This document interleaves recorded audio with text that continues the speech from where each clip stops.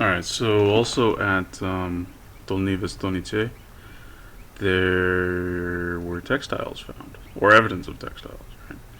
So, reading off of the Wikipedia article on the archaeological site, Dolni Vestonice, under the textile section, it says imprints of textiles pressed into clay were found at the site. Evidence from several sites in the Czech Republic indicates that the weavers of Upper Paleolithic were using a variety of techniques that enabled them to produce plaited basketry, nets, and sophisticated twined and plain woven cloth. Okay, so in the area around the time, we have evidence of a wide range of weaving, from baskets to nets to cloth. And at Dolni Vestonice in particular, we have imprints of cloth pressed into clay. Why?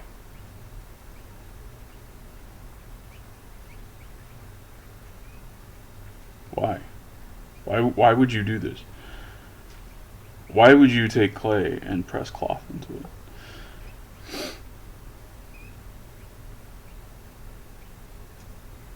An idea that I have for why I would do something like this would be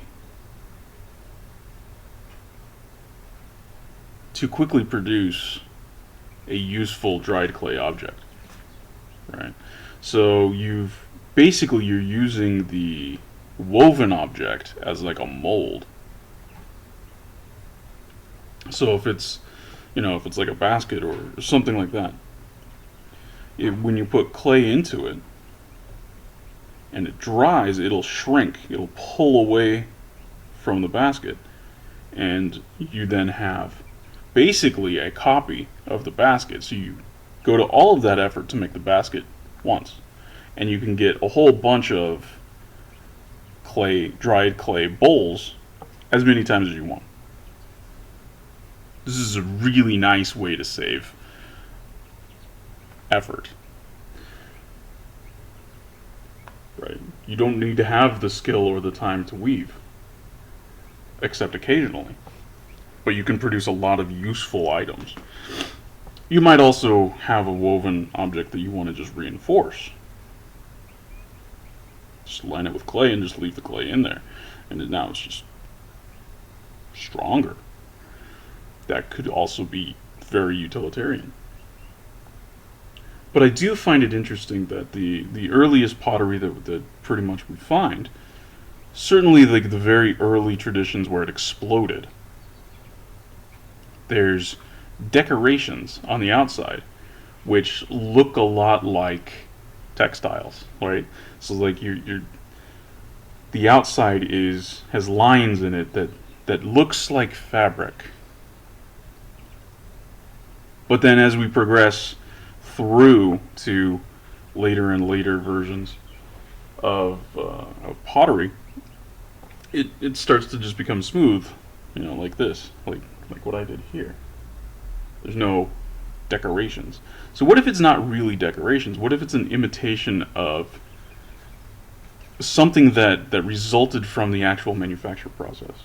What if what they were doing was they would make a basket and line it with clay, as I'm suggesting, and then when that shrinks and pulls away, you get a useful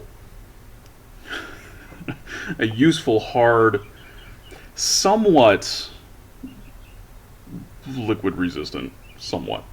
Especially if you lined it, you could line it with like tar or pitch or something, and make this, actually liquid resistant, which is basically what I did here. This is not. I didn't fire this. I didn't do a second firing with a glaze. This is actually basically a tar lining that waterproofs this. Very easy to do. So you could take a dried clay pot and make it waterproof. make it water resistant pretty easily. The same way you would make a basket waterproof. The same exact technique, because a basket, the water just goes right through, you know, where you've got the, you know, those holes there. Those holes, the water's just going to go right through that. And it's also made out of materials that will rot if they get wet. So, you know, if you want to take a basket and turn it into a bucket, you're going to have to waterproof it. And that same basic waterproofing technique will work for the clay. But if you make the basket once, you can now make a whole bunch of clay pots, dried clay pots, waterproof those, and now you very quickly produced a lot of tools. Very little resource, very little effort, and they're not going to show up in the archaeological record.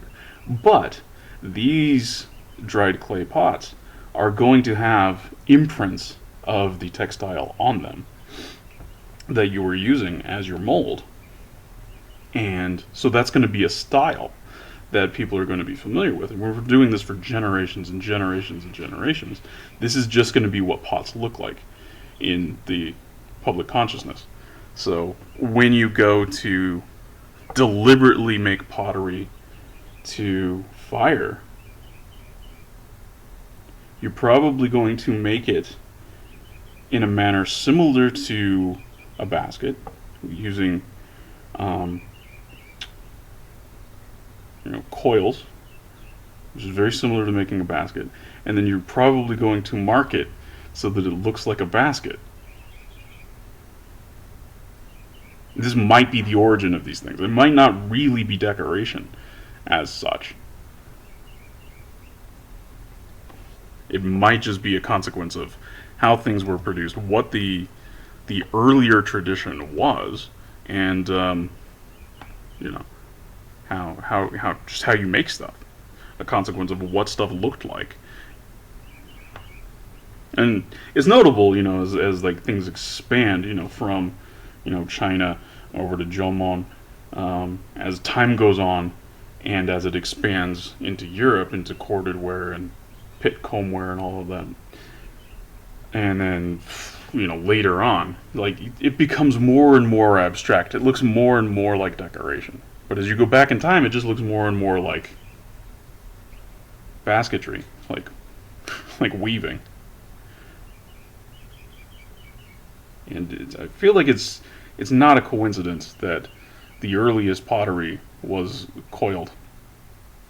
I feel like that we found, the earliest fired pottery was coiled. I feel like that's not a coincidence.